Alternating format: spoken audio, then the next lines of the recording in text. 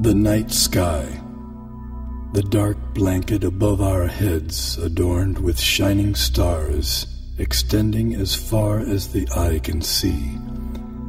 One of the most appealing and mystifying of all sights. The beauty and the majesty of the universe have inspired awe and reverence in the best brains throughout history.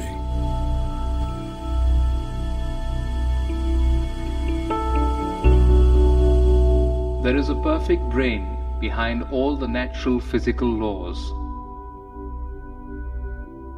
This most beautiful system of the sun, planets and comets could only proceed from the counsel and dominion of a powerful and intelligent being.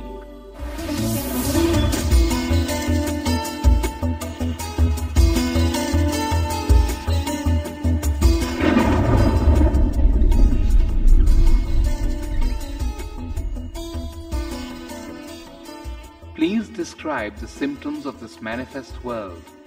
What is its background? How is it created? How is it conserved?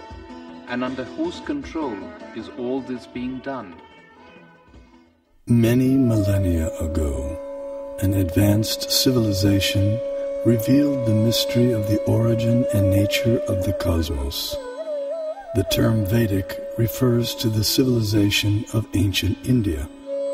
Angkor Wat, the world's largest temple complex, with walls nearly 1/2 mile on each side, was built between 1112 and 1150 AD in Cambodia. Astronomy and Vedic cosmology are inseparably entwined at Angkor Wat. The central towers represent Mount Meru, the cosmic axial mountain. The 5 internested rectangular outer walls and moats indicate chains of mountains enclosing the world and the cosmic oceans beyond. Science Journal noted that Angkor Wat had encoded precise calendrical, historical, and cosmological themes into the architectural plan for the temple. As many as 18 astronomical alignments have been identified within its walls. Rarely in history has any culture given rise to a structure that so elaborately and expansively incorporates its concept of the cosmos. Similar integration of cosmology and architecture is seen in the massive Indonesian temple at Borobudur. The temple was laid out using the ancient method of Vastu Purusha Mandala. This square diagram harmonizes architecture with the annual movements of the celestial realm. The temple was constructed sometime around 775 AD.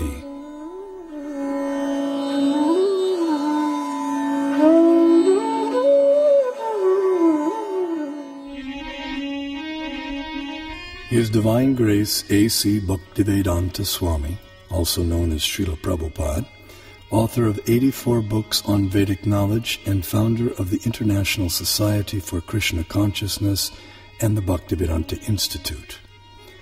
He desired to erect the world's largest planetarium depicting Vedic cosmology through modern technology.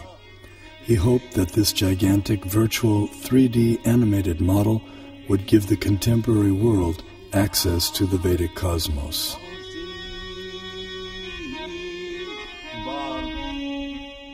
The Temple of Vedic Planetarium, we shall show the Vedic conception of planetary system within this material world and above the material world. Vishwanandana Swami, a prominent scholar of Vedic cosmology in the line of Shripad Madhvacharya, feels that the planetarium will expand the horizons of modern cosmological knowledge. We have a lot of information about this universe in our Vedic and Puranic scriptures. So certainly, a person who is interested in exploration, he would get some material for exploration. The planetarium had many different exhibits, so he wanted some exhibits that would create this doubt in science that they don't have the proper explanation, and that the Bhagavatam has a better explanation. In the temple, and that, it would show the Vedic cosmology. And I think later on he said that even if the scientists don't accept it, we don't care. We just show what's in the Bhagavatam. We don't care whether people accept it or not, but we should just show it. In a letter to Bhakti Swarup Damodar Swami, Srila Prabhupada delineated 4 phenomena to be explained in the planetarium. Explain the passing seasons, the eclipses and the phases of the moon, and the passing of day and night, etc. Then it will be a very powerful propaganda. The literature of that period contains a wealth of cosmological knowledge encoded in Sanskrit, arguably the world's oldest language. This knowledge has the potential to enrich our understanding of the cosmos we live in.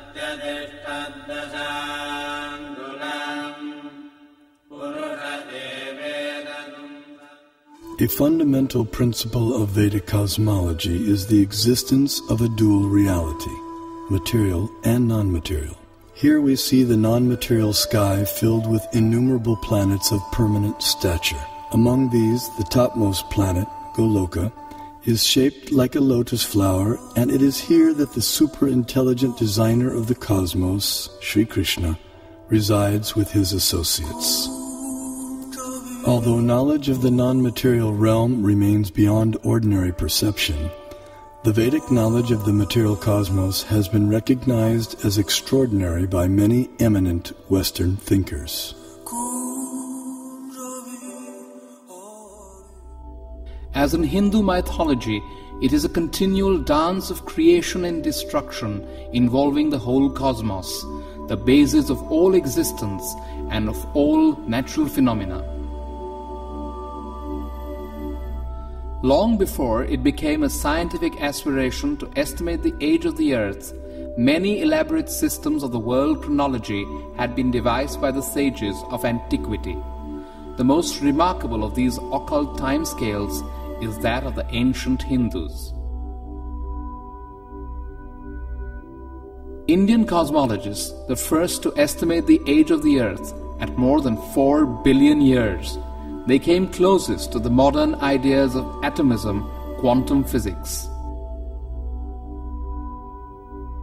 To the philosophers of India, however, relativity is no new discovery, just as the concept of light years is no matter for astonishment to people used to thinking of time in millions of kalpas. A kalpa is about 4,320,000 years. The Hindu religion is the only one of the world's great faiths dedicated to the idea that the cosmos itself undergoes an immense, indeed an infinite, number of deaths and rebirths. Thus, the Vedic literatures answer the question whether the cosmos always existed or it had a beginning. The temporal arena of repeated universal creations and destructions exists in a corner of the non-material sky.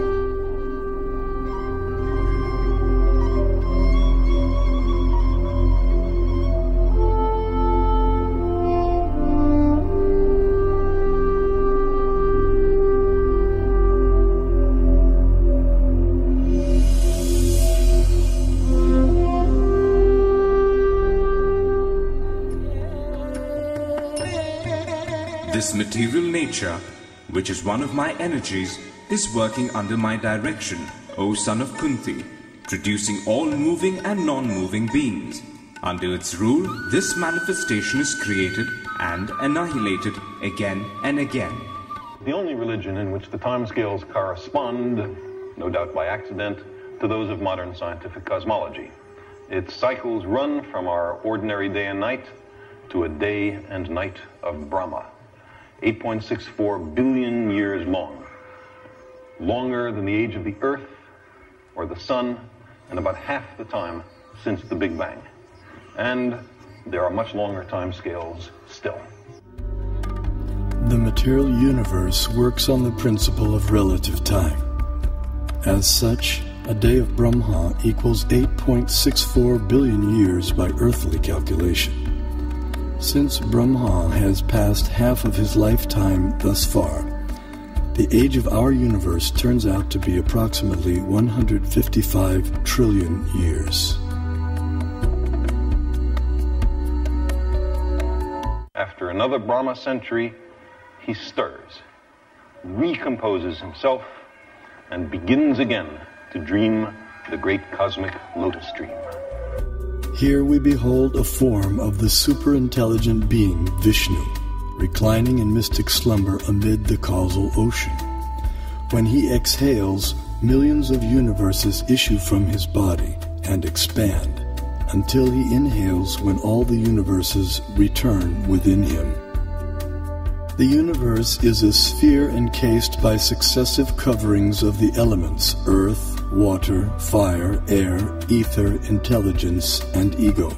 As a coconut has its hard outer shell and inner liquid, so the universe has its outer coverings and an inner space half filled with ocean water.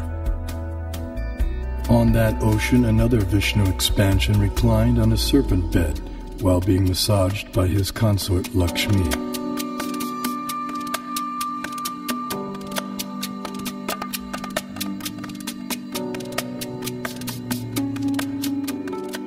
From his navel arose a lotus on which Brahma was born. Initially, the universe was pitch dark and Brahma engaged in meditation.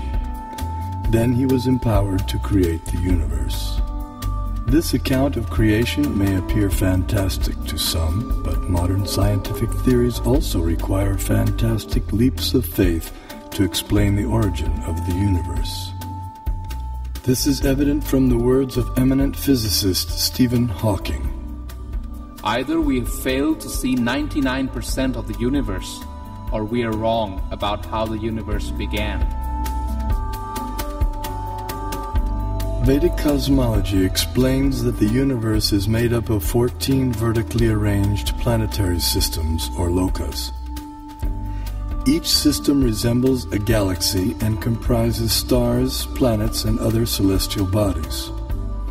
The topmost planetary system is Satyaloka, the abode of Brahma, which is at a height of 1.87 billion miles above Earth. Below the Satyaloka planetary system is the Tapaloka planetary system, the abode of the ascetics, which is at a height of nearly 1 billion miles above the Earth. Here the ascetics live in a solitary, serene environment conducive for yoga and meditation on transcendence. Their disciplined life of joyous austerity prepares them for returning back to the non-material world.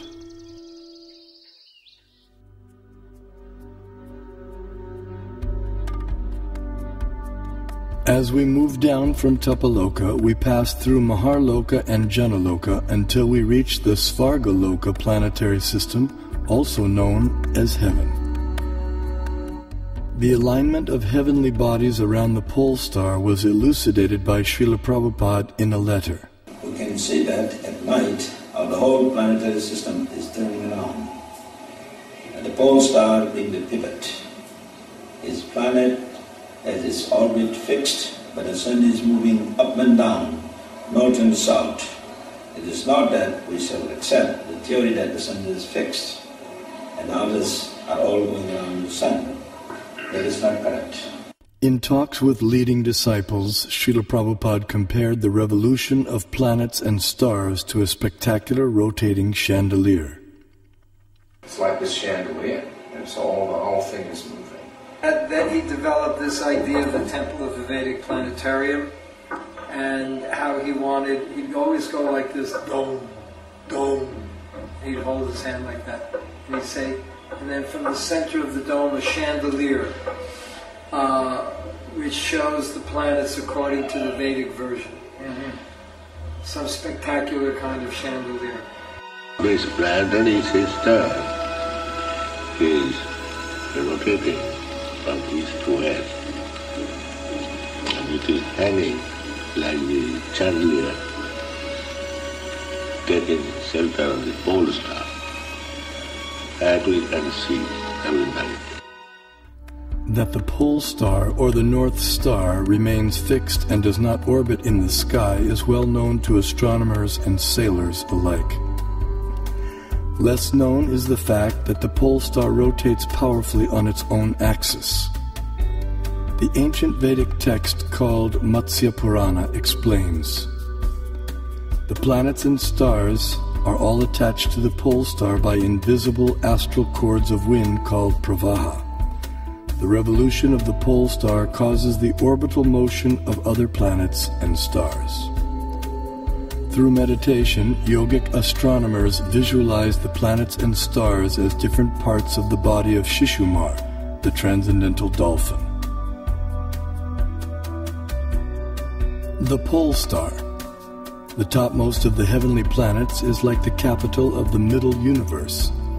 Here, the third form of Vishnu resides on an ocean of milk. In times of universal disturbances, the demigods headed by Brahma come here to appeal for help. The pole star is also the abode of Dhruva, a pure and exalted devotee of the Lord.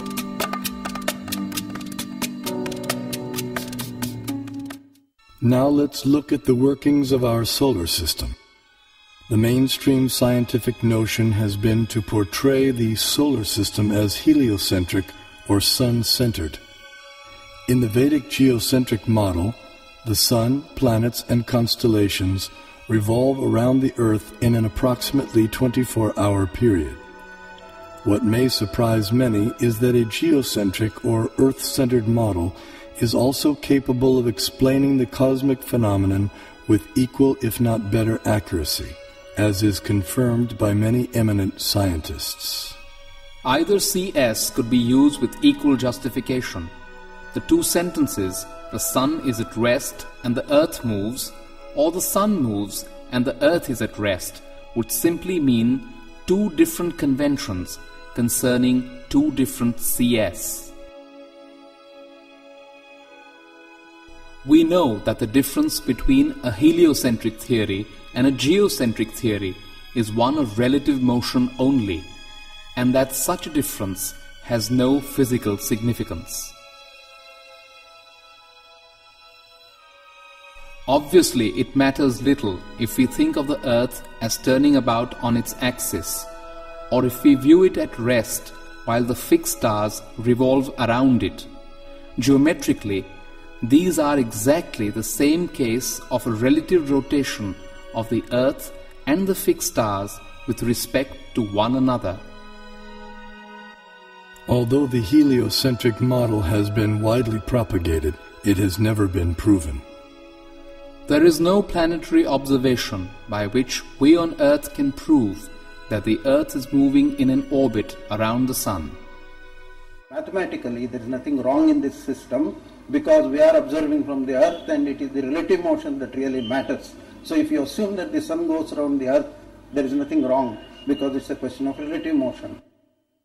The Vedas give amazing information about the Sun. Do you know what energy runs the Sun? Is it nuclear fusion? Is it volcanic energy? The Vedas say it is water. Yes, water. The Sun evaporates water from all over the creation and uses it as fuel, just as lightning uses moisture. Modern science knows that sunlight contains many types of rays, such as ultraviolet, infrared, gamma rays, X-rays, etc. The Vedas describe that sunlight contains 100,000 different types of rays, each possessing specific subtle properties. Just as in a house, electricity regulates coolness, heat, light, sound, etc., so the sun's rays control heat and cold, day and night, summer and winter, darkness and light throughout the universe. The Vedic geocentric model explains how the Sun moves around the pole star situated vertically above Earth's North Pole. As the Sun goes around the Earth globe, we experience day and night. The stationary Earth, unlike the pole star, does not revolve on its own axis, though it is slightly tilted toward the pole star. During summer in the northern hemisphere, the North Pole experiences 6 months of daylight. Conversely, during summer in the southern hemisphere, the South Pole experiences 6 months of daylight. These 6-month periods correspond to a day and night for the demigods living in the heavenly planetary system. Vedic cosmology accounts for this phenomena by the vertical motion of the sun, technically called Uttarayana and Dakshinayana. The sun moves upward on an incline for half a year and then downward for the next half. This motion produces 2 effects on Earth, namely the changing of the seasons and the varying durations of day and night. Ordinary vision sees the sun to be a mere globe of fire. However, celestial vision reveals a personality residing over the sun. His name is Vivasvan, and he rides on a golden chariot pulled by 7 divine horses at a speed of 16,000 miles per second. The chariot has 1 wheel which moves on celestial Manasottara mountain. The horizontal shaft is linked to the axial hub of the universe, Mount Meru, and the diagonal shaft is linked to the pole star. With each circular path, the wheel gradually moves laterally inward for 6 months and then outward for 6 months. Similar to the chariot's vertical motion, this lateral action fine-tunes seasonal changes on Earth. When the orbital motion of the sun is viewed from above, its illumination is seen to extend out to half of the greater Earth plane.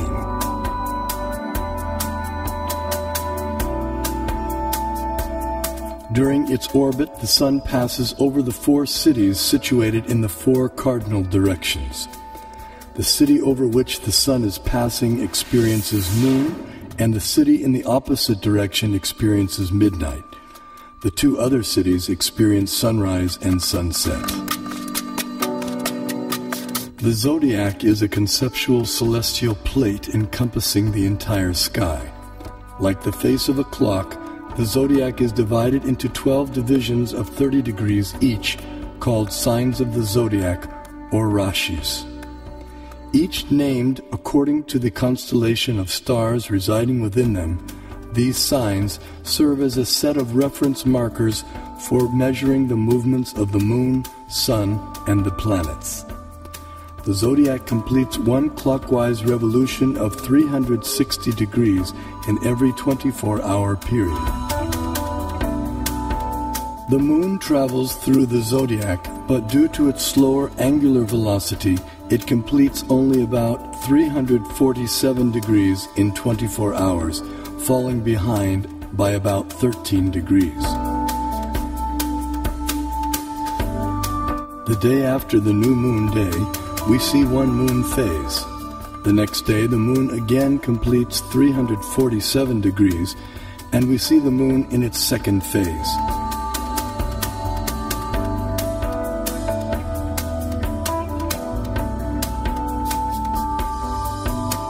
In this way, the moon appears to travel in the opposite direction through the zodiac. This is also called retrograde motion.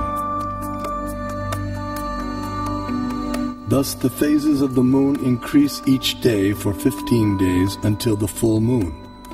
Then the moon's phases decrease gradually by 1 phase each day until the dark moon night. The Srimad Bhagavatam describes the vertical positions of the planetary orbits. First above the Earth plane is the Sun at a height of 0.8 million miles. Next higher comes the Moon at 1.6 million miles, followed by the Nakshatras, 28 stars, at twice the height, then Venus, Mercury, Mars, Jupiter, Saturn, Saptarishi constellation, and then finally the pole star at a height of 30.4 million miles. Although the Sun is 0.8 million miles above the Earth plane, its horizontal distance from the Earth is much greater. Although varying with the seasons, the mean Earth-Sun distance works out to be approximately 100 million miles. 80,000 miles below the Sun is a dark or invisible planet named Rahu. When this planet comes between Earth and the Sun on the new moon day, or Amavasya, while the moon is in the same conjunction or straight line, a solar eclipse takes place. The eclipse is full for those on Earth who are situated in line with the conjunction, while others may see it partially. Similarly, when Rahu comes between the Earth and the Moon on the full moon day, or Purnima, while the Sun is in the same conjunction, a lunar eclipse takes place. This is seen by anyone on Earth who can see the Moon. The eclipse is either full or partial depending on the movement of Rahu. At least 5,000 years ago, the Vedas were able to predict eclipses precisely. This science is still used today with the same extraordinary accuracy. Science is defined as systematized knowledge of things around us. So if we prove that Vedic cosmology is systematized knowledge, that would prove, in other words, scientific nature of Vedic cosmology. Modern cosmic science is only a few centuries old, whereas our Vedic cosmology is several thousands of years old. So the modern science certainly cannot be a base for ancient Vedic cosmology. Vedic cosmology presented from the Vaishnava point of view and as based on the Vedas, we will find appreciation by real scientists because it has its own scientific basis. Science has always changed. Over the centuries, one theory after the other has come and replaced the former theory. And what is prevalent, everyone has accepted. But Vedanta doesn't change. Do you say that these modern scientists have found out everything in this universe? They have not explored all the possibilities in the field of cosmology. Only they have explored to some extent. They have seen through this Nalika Yantra or the telescopes and microscopes, etc., which are having their own limitations. And people getting the information through limited devices, can they say they know everything? I don't agree with this particular point at all. Kepler put Sun at a distance of 30 million miles from Earth, but the modern scientists placed the same Earth at a distance of 93 million miles. In 1930, Pluto came into existence. 2006, it vanished. To realize the vision of the Vedic planetarium, Srila Prabhupada wanted a diagram depicting the structure of the universe. To this end, he engaged devotees and artists in drawing maps according to Srimad Bhagavatam. Those three, and I was doing maps. We had some big pieces of paper, and then after this, I was there for discussions, and I would take some notes, and then try to make these maps. They were present sometimes while I was making the maps. Other times, I would make the maps on my own. And I only think there were about 3 or 4 maps of Bhumandala. But so I made this one big map. One of the maps was the concentric overview of Bhumandala. Simultaneously, Srila Prabhupada sent out leading students to find a competent Vedic astronomer. After extensive searching throughout India, finally on April 30th, 1977, a reputed South Indian pundit was brought to Bombay, India, to meet Srila Prabhupada. In the 5th canto, there is a description of the planetary system. Yes. So we want a diagram to kindly help us. This planetary system is hanging. Yes. Urdhva Mula Dosaka. The same thing is explained in the Srimad Bhagavatam. But how it is hanging and where a different situation of the planets and plateaus and hills. So, as far as the book is concerned, kindly make a diagram so that we shall exhibit. Because not able to prepare the diagram, some other things. And during that summer of 77, Prabhupada had a lot of meetings with him and Tamal Krishna Maharaj to discuss how to do this Vedic planetarium. And they actually sent people out, they tried to get people from South India. There was a lot of effort that was made, to try to get a good concept of how to present it. But they couldn't find anybody who was able to do it, at least not to Prabhupada's satisfaction. So it was one of the things that Prabhupada left with us. Srila Prabhupada's desire for the diagram was not to go unfulfilled. That elusive map was discovered by Srila Prabhupada's disciples at the holy village of Melukote, some 50 kilometers north of Mysore, Karnataka in India. This diagram accurately depicted the entire cosmology of Srimad Bhagavatam in an ingenious yet simple rendering. The person through whom it was revealed to the world was the 19th century scholar saint Tiruvenkata Ramanuja G.R. Swami. Born in Sri Perumbudur, Tamil Nadu, Tiruvenkata Swami went on to become an acharya or spiritual leader in the preceptorial line known as the Sri Sampradaya.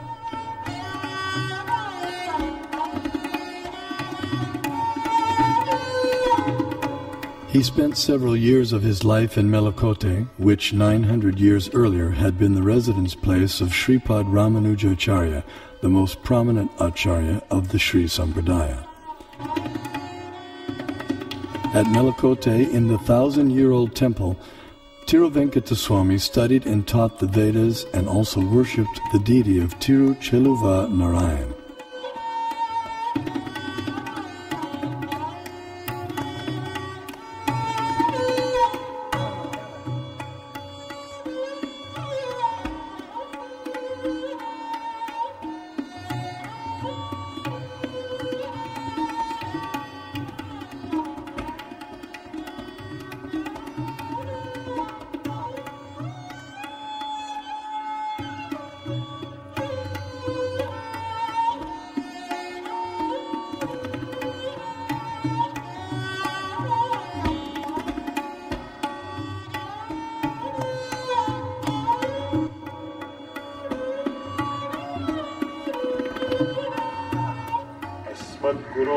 भगवतोऽस्य दयैकसिन्धोः रामानुजस्य चरणौ शरणं प्रपद्ये.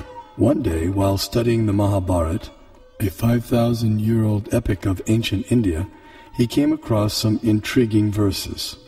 In the 5th chapter of Jambu Kanda, Bhishma Parva of Mahabharata, it is said, Sudarshanam pravakshami dvipastu gurunandana Parimandalo Maharaja Dvipoyam Chakra Samstita Yato hi Purusha Pashet Darshanam Mukamatmana Evam Sudarshana Dvipo Drishyate Chandramandale Dviramshe Pipalastatra Dviramshe Cha Saso Mahan Sarvaushadi Samavayes Sarvata Parivarita.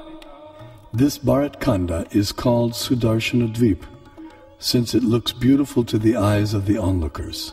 Being circular, it looks like the disk of the Lord, and it is attached to cyclic time in the form of a disk presided over by Lord Sudarshana. Bharat Khanda is in the form of a globe, since all of its 4 corners are rounded like the bale fruit. When viewed from the moon, half of Bharat Khanda appears like the rabbit and a small peepal leaf, while the other half appears in the form of a big peepal leaf, with all of them surrounded by varieties of vegetation. Pondering the verses, he became perplexed. What on earth can a rabbit and peepal leaves have to do with geography or cosmography? As he sought to understand their meaning, he contemplated, meditated, and prayed.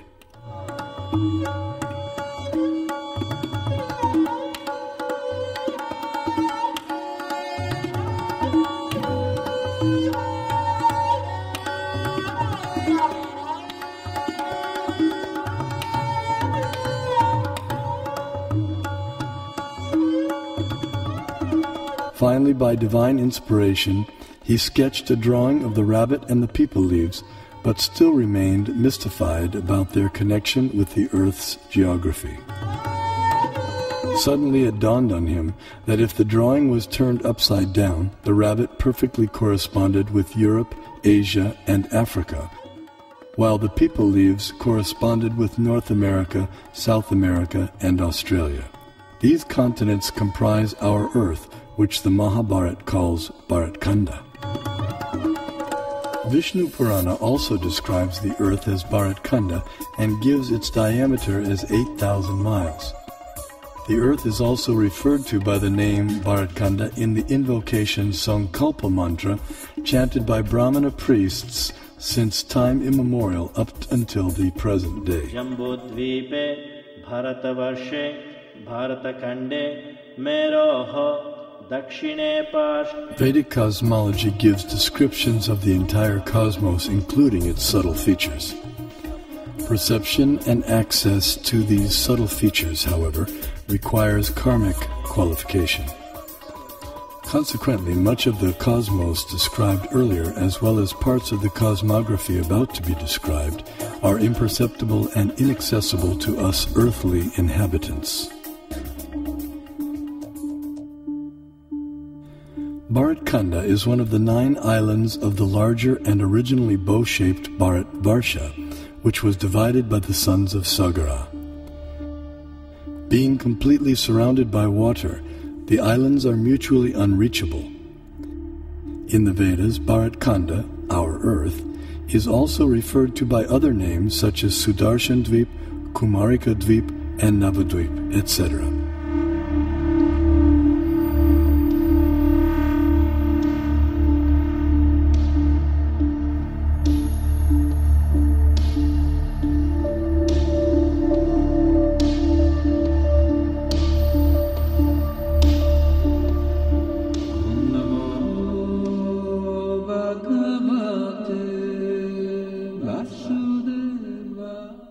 Bharatvarsha, the famous mountains known as the Himalayas are tall and immovable.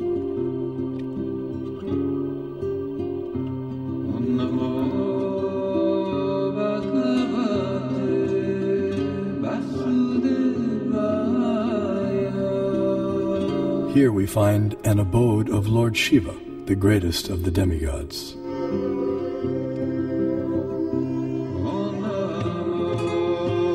In the center of Jambudvip stands the most extraordinary divine golden mountain called Meru. Meru is shaped like an inverted cone, and it is the sporting place for the demigods. Around Meru are many supporting mountains called Kesara. Jambudvipa is 0.8 million miles in diameter and is surrounded by the saltwater ocean of the same width. On top of Mount Meru is a resort of Brahma called Manavati. The famous celestial river Ganges descends to the center of Manavati and then flows out into 4 directions. Surrounding Manavati in the 8 directions are the resort cities of the chief demigods. One of these cities is Amaravati, the resort of Indra, king of heaven. King Indra lives here in majestic opulence, attended to by musicians, dancers, and reciters. This is what you call as Brahmasarana, the place of the palace. Knowledge of Meru and the cosmography of the greater Earth has been preserved and taught carefully by learned scholars in the preceptorial line known as the Madhva Sampradaya.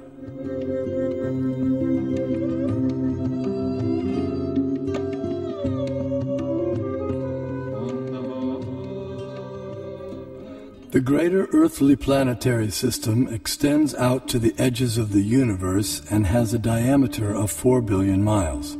Known as Bhumandala, shaped like a lotus flower, it has 7 concentric islands and oceans with Mount Meru as its pericarp.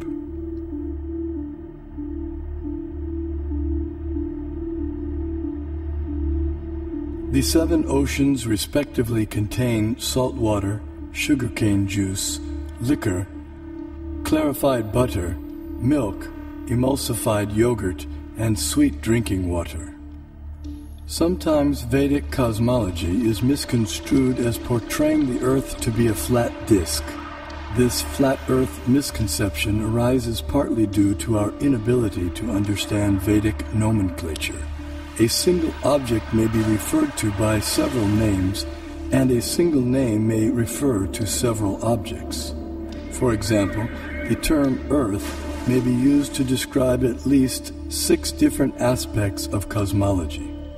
The earth we live on is indeed a globe, as explained by the Sanskrit word parimandale, meaning spherical, used in the Mahabharata text. The flat disk refers to the greater earthly planetary system of Bhumandala. 4 elephants of inestimable size are placed at the 4 directions for balancing the greater earth.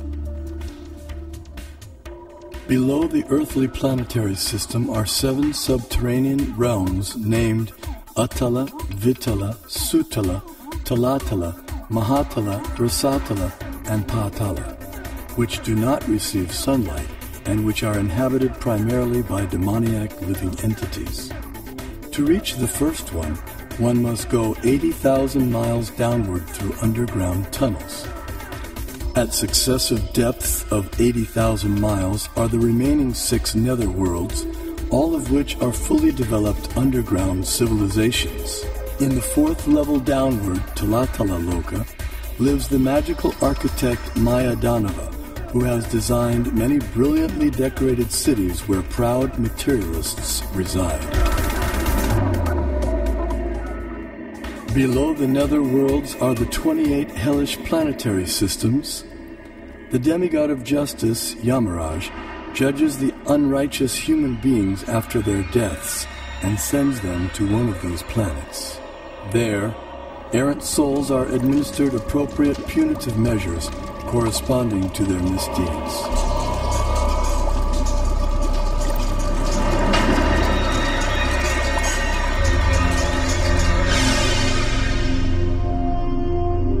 The earthly and subterranean planetary systems rest upon one of the hoods of the gigantic divine serpent, Shesha. Shesha in turn is held up by the colossal transcendental tortoise, Kurma. And Kurma resides in the ocean that fills half the universe.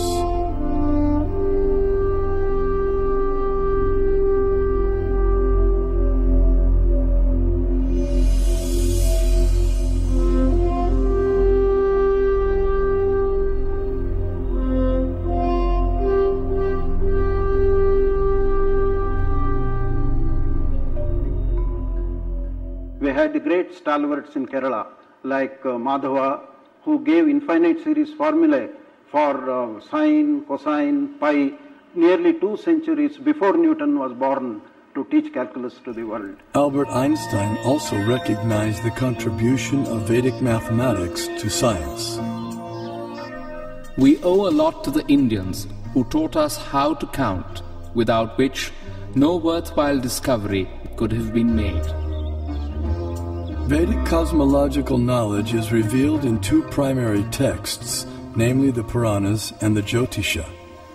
Among the Jyotisha texts, the Surya Siddhanta is prominent and gives precise mathematical formulae for calculating planetary motions. The Surya Siddhanta contains extraordinary astronomical calculations which predate modern science itself. However, many contemporary scholars have been unable to understand Puranic cosmology. Nevertheless, detailed studies of both texts show that their foundational astronomical principles are identical. For instance, both calculate atomic time as the time it takes for the sun to pass over an atom. Similarly, both texts calculate the frequency of planetary revolutions in terms of their retrograde motion with respect to the zodiac. Furthermore, the apparent contradictions between the 2 texts are resolved by using the formula for converting the actual distances recorded in the Puranas into angular velocity stated in the Jyotisha. This Surya Siddhanta, originally spoken ages ago by Surya, the sun god, was translated and commented upon in the 20th century by the brilliant astronomer named Bimala Prasad Siddhanta Saraswati. The Vedic thought should be preserved. If you are not able to interpret, someone will interpret at a later stage. After a millennium, let someone come and interpret. We have to preserve that. The Vedic thought, Vedic knowledge has to flow from generation to generation. I feel that there should be a planetarium strictly according to Vedic cosmology, and once the planetarium is constructed, probably at least we will give a chance to those people to comment upon it and to discard it or to accept it, etc. Vedic planetarium apparently appears to be different from the ideas of the modern scientists. But what is more important is whether Vedic planetarium idea by itself is scientific. If it is scientific, the modern scientists will have to revise their ideas about their own planetarium. That is, planetary is required, and all these things give you a vast knowledge of the universe, and so much for so many people. So you are the one, not only the person to enjoy, you will allow all others to know about it. So that is really a commendable work and has to be done. If you construct a planetarium, according to our Bhagavatam, so a Westerner who is wise and who is after discovery, certainly he will be interested in this. There is a famous proverb, one figure is worth 1,000 words. I think I can extend this proverb. One model is worth 1,000 figures. Even if you put a number of figures, you will not get the correct picture. So if you consider a three-dimensional model, certainly we can perceive things better. Albert Brush Ford, the great-grandson of automobile magnate Henry Ford, speaks about how he became involved with the Vedic Planetarium. I was in Detroit in 1976. We had purchased the Bhaktivedanta Cultural Center and had spent a year getting it fixed up, and Prabhupada came for a visit. And so it was his first visit there, and he was entertaining some guests up in his room at the Cultural Center. And he was explaining to them about the Vedic Planetarium. And so after he talked to them for a while, he turned to me and he said, so how do you like this idea about Vedic Planetarium? And I said, it's a very nice idea, so probably, because it sounded like a very interesting idea. And so he said, kind of half jokingly, okay, you can help finance. And then we all laughed, myself and some of the other devotees had a good laugh. But just at that moment, someone took a picture. So at home, I have that picture sitting on my desk. So at that moment, Prabhupada planted the seed that I should be involved in helping to finance the Temple of Vedic Planetarium. So 30 years later, here I am.